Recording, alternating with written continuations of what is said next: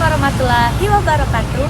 Shalom, Om Swastiastu, tapi selamat lingkunalatai, salam sawujud karendeng malempang, adil katalino bacoroni kasaruga basengat kaju bata, arus. Halo semuanya, tahukah Anda bahwa konstitusi adalah fondasi utama dalam kehidupan bernegara? Kami dari program studi ilmu administrasi negara Universitas Palangkaraya, saya Fitri Sarigea, Saya Chelsea Putri Maika. Saya Melia. Saya Septiana Aulia Ramadhani. hari ini kami akan mengajak teman-teman untuk membedah satu fenomena yang sering menjadi perbincangan hangat di ruang publik, yaitu kesenjangan antara norma hukum dan realita, atau yang sering disebut dengan hukum tajam ke bawah. Undang-Undang Dasar 1945 berfungsi sebagai hukum dasar dan rujukan utama dalam penyelenggaraan pemerintahan serta perlindungan hak warga negara.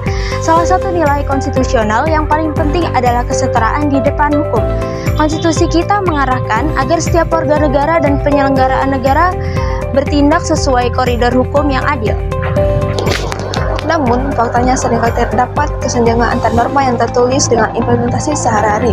Misalnya, kita melihat perbedaan perlakuan hukum antar masyarakat kecil yang melakukan pelanggaran minor dengan pelaku kejahatan besar atau korupsi.